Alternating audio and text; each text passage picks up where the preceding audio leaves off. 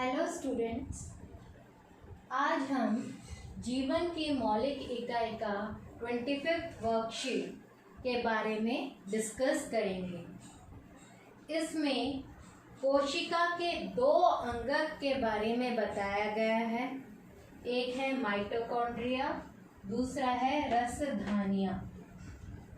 आज हम इन दोनों अंगकों के बारे में पढ़ेंगे और उसके बाद प्रश्न उत्तर डिस्कस करेंगे।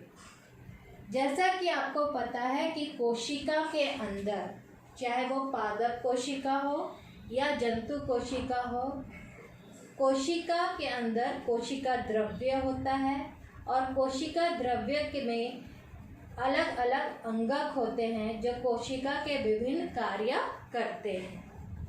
कुछ अंगक केवल जंतु कोशिका में पाए जाते हैं और कुछ अंगक जो है पादप कोशिका में ही केवल पाए जाते हैं और कुछ अंगक ऐसे हैं जो दोनों में पाए जाते हैं।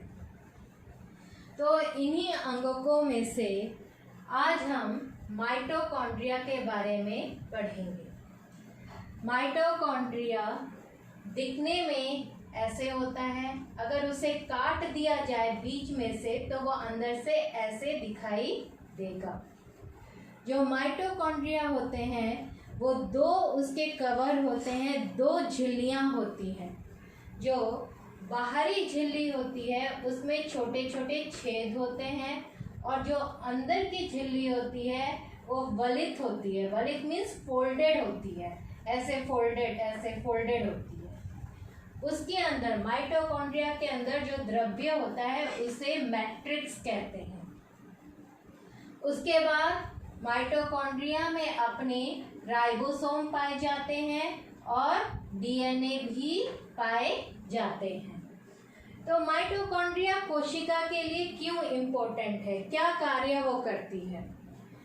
कोशिका में जितने भी केमिकल रिएक्शंस, रासायनिक अभिक्रियाएं होती हैं, उन सबको करने के लिए ऊर्जा चाहिए होता है। और अगर हम कोशिकाओं से ऊपरी स्तर पूरे हमारे शरीर को देखें तो हमें हर कार्य करने के लिए ऊर्जा की आवश्यकता होती है। यही छोटी छोटी कोशिकाओं में जो ऊर्जा बनता है वो फाइनली हमारे पूरा शरीर का ऊर्जा होता है, जिससे हम कोई कार्य कर सकते हैं। जैसे हाथ हिलाना, पैर हिलाना, पढ़ना, सोना, हृदय का पंप करना, ये सारे कार्यों के लिए ऊर्जा की ज़रूरत होती है जो सबसे छोटे स्तर पर कोशिका में बनती है। और कोशिका में के भी अंदर किस अंगक के अंदर बनती है? माइटोकॉन्ड्रिया के अंदर।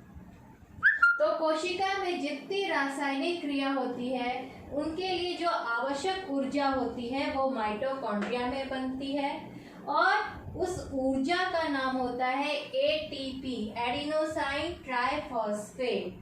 अगर हमें पूछा जाए कोशिका के ऊर्जा की करेंसी क्या है, जैसे हमारे यहाँ पर हमारे देश में करेंसी क्या है? रुपीस। वैसे कोशिका में ऊर्जा की करेंसी क्या है?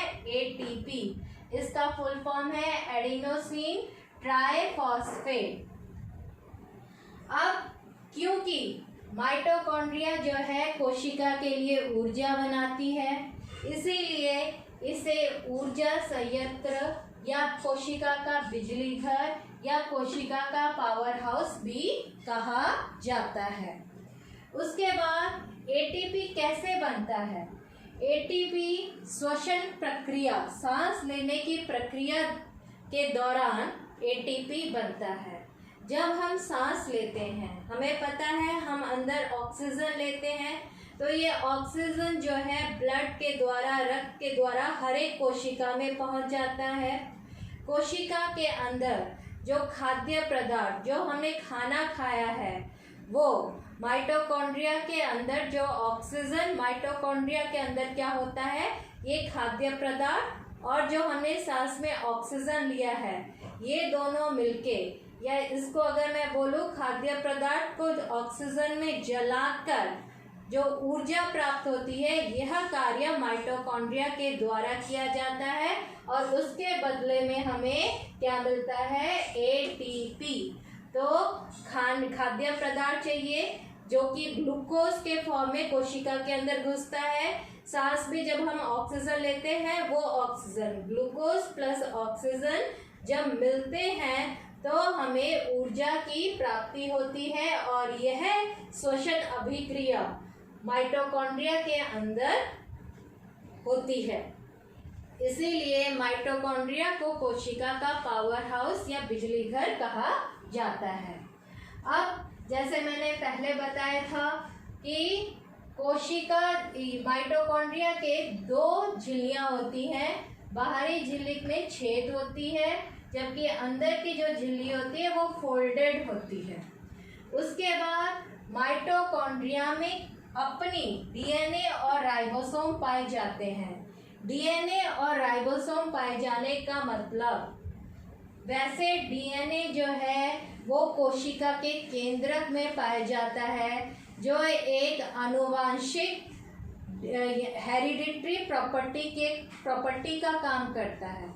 अगर ये माइटोकॉन्ड्रिया कोशिका के एक अंगक में भी पाया जाता है, इसका मतलब है माइटोकॉन्ड्रिया खुद प्रोटीन बनाने में सक्षम है। तो ये सारी की सारी प्रॉपर्टीज जो थी माइटोकॉन्ड्रिया से रिलेटेड थी। अब माइटोकॉन्ड्रिया से रिलेटेड कुछ क्वेश्चंस पूछे गए हैं।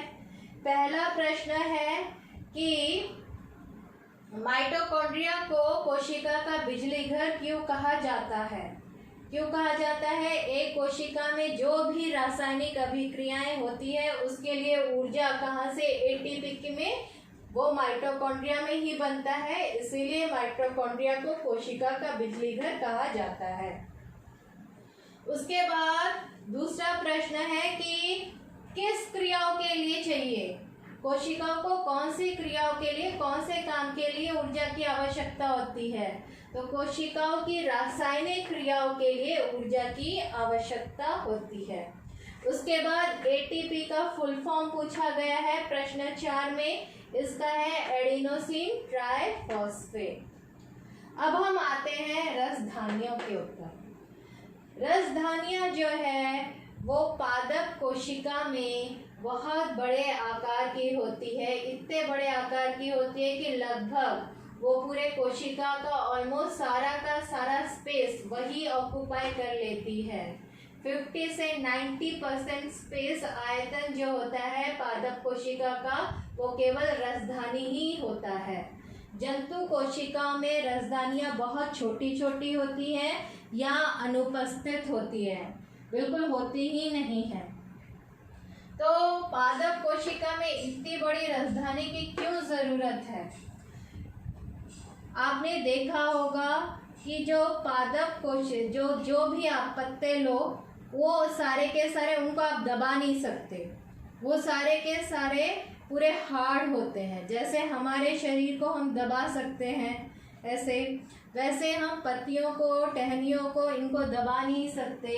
इसका कारण है कि जो पादप के अंदर, पौधों के अंदर जो कोशिकाएं हैं, उनके अंदर जो कठोरता है, वो जो ये रसधानियों के अंदर द्रव्य संग्रहित है उसके द्वारा प्रदान की जाती है।